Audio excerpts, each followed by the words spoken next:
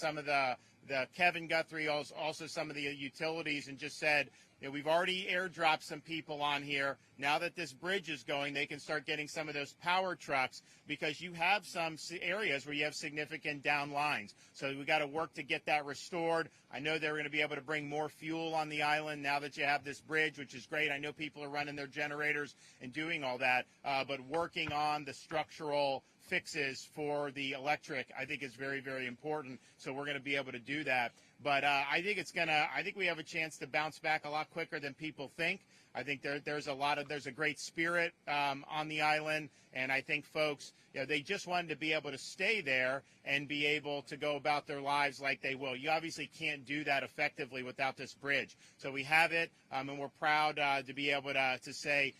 They told me, we think we'll do it by Saturday, which would have been great too. But they were just plowing ahead, and they're like, hey, maybe we'll have it done by Thursday. And now it's like, well, it looks like Wednesday afternoon. So hats off, really good work. And usually government will promise and under-deliver. Well, here's an over-delivering, getting it done ahead of schedule. Right.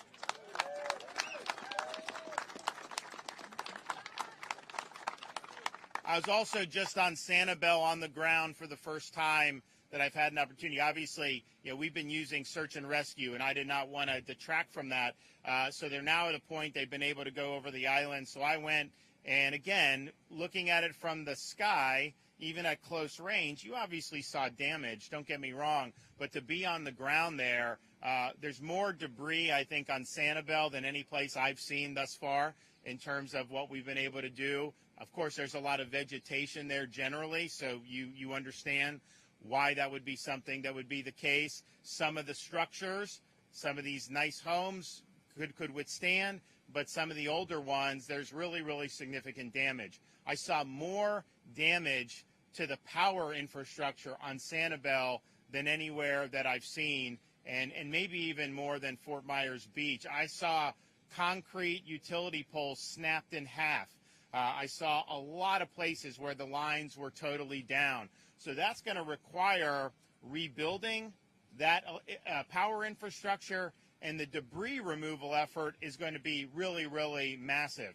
So the mayor there, I told her, I was like, let us know what you need, but I think we need to get a lot of people on that island who can help with power and help with debris removal. And we need to do that before the causeway is fixed. We do now have has the contract been awarded? It's been executed. Okay, so we done on an emergency basis. They did a procurement for a contract to do like we did here at the Sanibel Causeway. Now, that's a little bit more difficult fix because the damage was in multiple locations. Nevertheless, they feel confident that this will be done in October, they think? By the end of the month. By the end of the month. So we want to work forward on that. We want to be able to connect.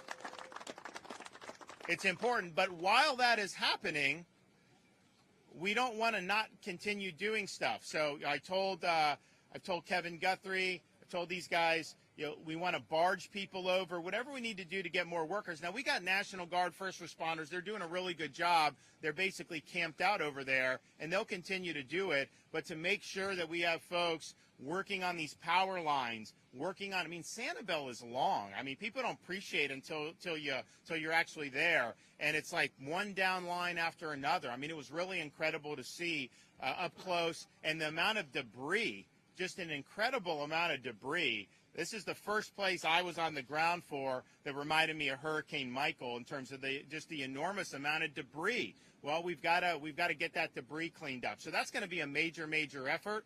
We're obviously going to be here to support that 100% because we know how important it is. But I'm just happy we're able to get this done. I definitely understood where people were coming from, and we wanted to make sure that they were not isolated or forced to even have to leave the island that they love. And so later today will be great. This is new. This is temporary. And I know the county's going to have people out here to kind of make sure, but just go easy on this thing. This is not like 60 miles an hour because they had to do this very quickly. But I think it's an impressive effort. Okay, Kevin Guthrie and then Jared Perdue.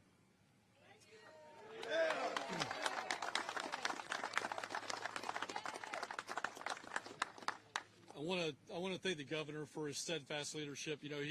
He's publicly said that I don't get any sleep until I get the power, fuel, communications restoration, bridges in conjunction with Jared Dunn. But he's also calling me at 11 o'clock at night, first thing in the morning. This guy is not sleeping either. So he is here for all of the residents of Florida, especially those in this hardest impacted area. So again, Governor, thank you very much for what you're doing. I want to, things like, one of the titles that I get inside of this disaster is something called the State Coordinating Officer. So my job is to coordinate amongst state agencies to make sure that we have an all of Florida government approach and response. I've been doing this a while now at the state, about 4.5 years. I could tell you, in my experience over the last four years or so, there has not been a secretary, agency head group of individuals that have worked better together than in this disaster. I mean, that is unprecedented in my time in state government. I want to thank Jared. I mean, this guy's a rock star. He got out here when the governor gave him direction to come out here. He came out here. His chief of staff, Lita's around here somewhere directing traffic. I mean, so it's been everybody from the very top all the way down, getting stuff done. This guy right here, Dane Eagle, he's working so hard to get your economic development back up and running. Yep.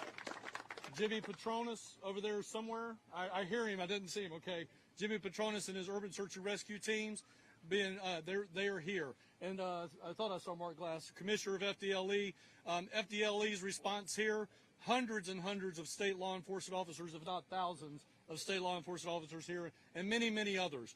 So again, thank you, secretaries. Thank you, agency heads. Again, thank you, Governor. Let's get to the stats. More than 4,500 mission requests have been put in. Over 3,700 have been processed or completed.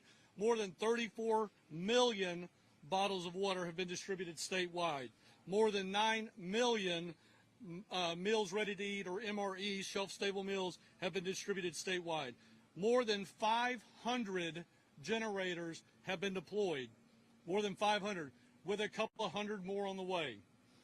We want to take a moment just to say generator safety again.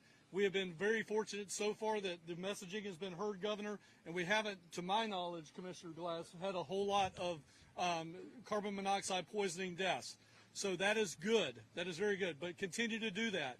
Don't run generators underneath an open window. Do not run generators in a garage. We do not want that. Keep it far away from your house. Keep it elevated out of the water. Working with our contractor on the water for Lee County, I am happy to report that all water treatment plants that actually push water into distribution, all 13 are actually pushing water. All of them. Again, ahead of schedule. Way ahead of schedule. Now, here's what's happening. You may turn on your faucet and it may not be the right PSI to come out of there. We've got anywhere from about 30 PSI to about 60 PSI in the system. That is by design, because we don't want to blow pipes down what we call downrange, down to the homeowner. Just like electrical systems, you have big transformers and substations that feed into feeder lines that feed into residential lines. Same thing happens here. We don't want to pressurize the system to the point we cause more damage. So we're going to be bringing that back online, and start fixing distribution. That's where it goes to the home. We're going to fix that water line next. Our vendor, again, ahead of schedule in that area. I talked to several people this morning, Lee County Administration, Fort Myers Administration, Secretary Hamilton, who is not here, but let me tell you, he is deep in the weeds in the fight on DEP water quality issues, environmental issues, boats and things of that nature. He and his entire team are over the Lee County EOC right now, getting stuff done there. Talked with FEMA. Talk a little bit more about that in a minute. I have talked to every debris removal company that is involved in this incident. All debris removal companies have people in the field today removing debris. That is happening, including the islands. We are now on the islands as of yesterday, starting to remove debris in all areas. So I want to thank those debris vendors there. I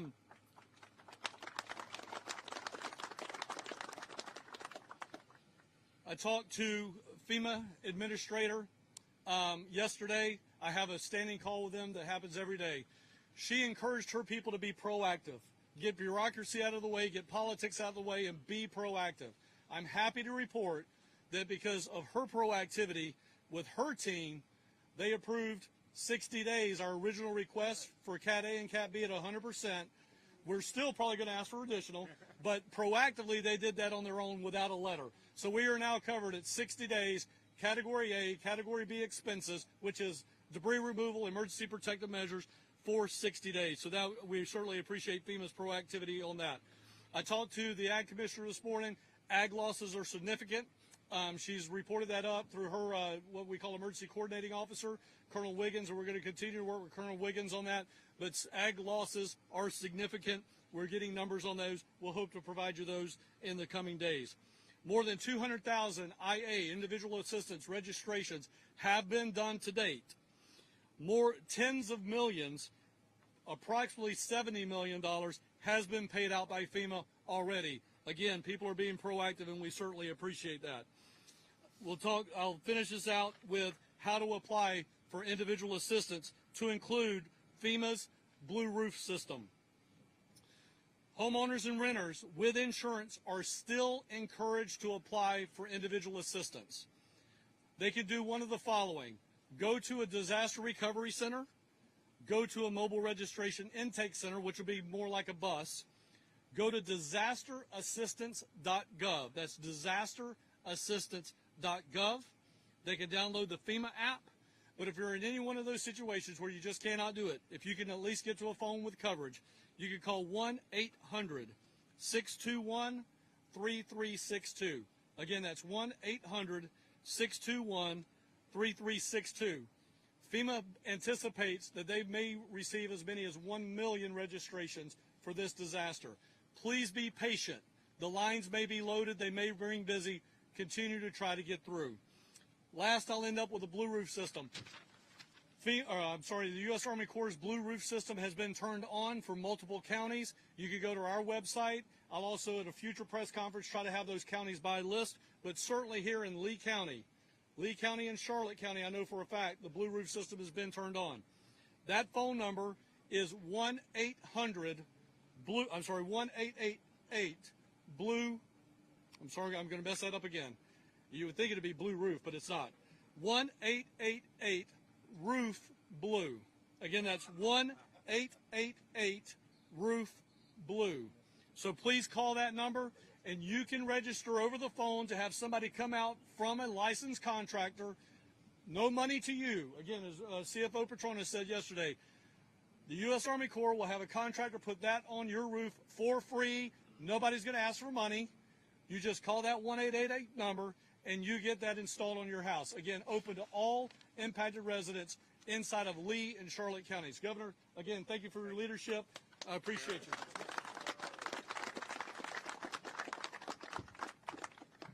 What an incredible honor to be able to serve this community in their time of need. We were so excited when Governor DeSantis asked us to step in, and I want to just mention that the governor has shown unwavering support every step of the way in responding to this storm. He's been there with us, making the tough decisions and providing the direction to move forward and do the things that are needed. And this is actually a county road. He didn't think twice about stepping in to help Lee County.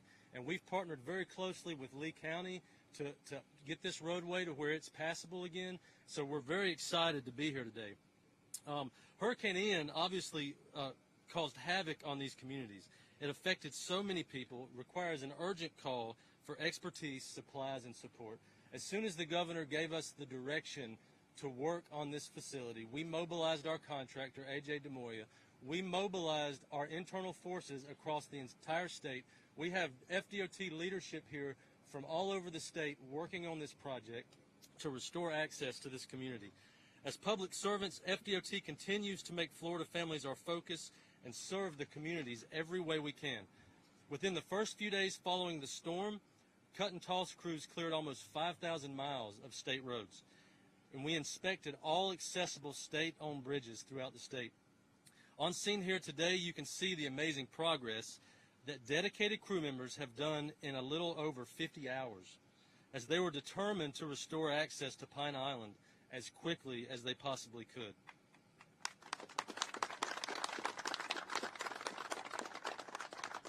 I'm honored. I'm honored FDOT has been called to help support Florida's communities in their greatest time of need. Thank you, Governor, for your leadership.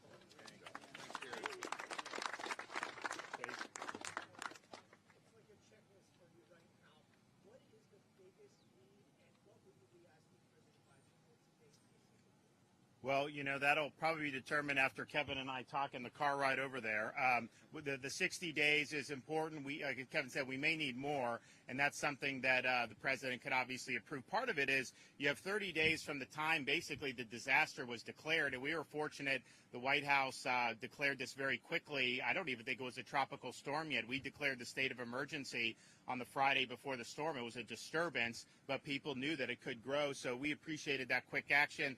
And so the question is you have a storm, you have bridges severed, there's a lot of debris out there, but the clock has been ticking. Well, obviously, they're not going to be able to do a lot of debris removal when they don't have consistent access. Now this will happen better here. Sanibel, we have people over, but we need a lot more people. So I think having that, just to be able to let the community know, categories A and B, get those reimbursements as they're doing it would be very, very helpful. So hopefully we'll be able to do that. But I also, the way we view it is like as governor, it's like, okay, we prepare for these things. There's all these different levers you pull. Local government does stuff. We do stuff. We obviously will push buttons for the feds, but we are willing to act at the state level. We are not asking that everyone do our work for us. This is a prime example of this. There was a need, so we acted. I've got a disaster fund that we created since I've been governor. I have FDOT money. I've got a massive surplus. So we're going to put that to use very quickly. And I think that's really what people want to see. Just get this stuff done and move forward. Sometimes the bureaucracy can paralyze this. And I will say, from local, state coordination, FEMA, there's been less bureaucracy holding us back in this one than probably anyone I've seen. One thing I think just generally that we're keeping an eye on, if you look at the power restoration, Lee County with FPL, they've got the vast majority of their customers. We now have massive numbers of linemen to help LCEC with those restorations. So you're looking at a community like Cape Coral. I saw the mayor here.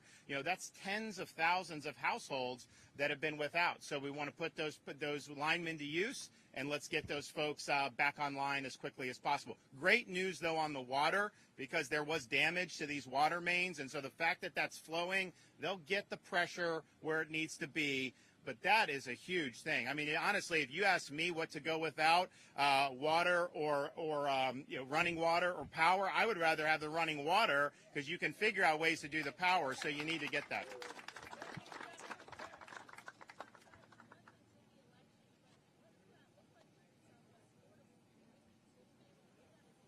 So the question is about the obviously we have an election on November 7th or 8th. I don't remember the day. I've been too busy doing this. So, yeah, obviously people are going to be able to vote. I think we still need to – I think the supervisor here is in the process of looking at all the precincts, figuring out, where you may have problems, and then they will propose a solution for the state of Florida. I want to keep it as normal as humanly possible. I think the more you depart, it just creates problems. But we do have precedent with Hurricane Michael. That hit closer to the election, but it was also a more narrow storm. I mean, you get hit in Panama City. If you were on Panama City Beach, you probably didn't have much damage at all in parts of the beach.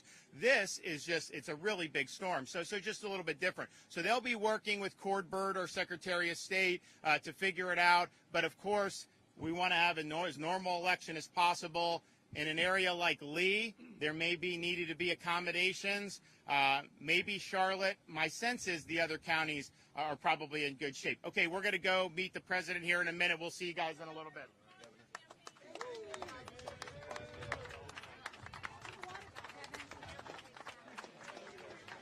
I got to get in the car with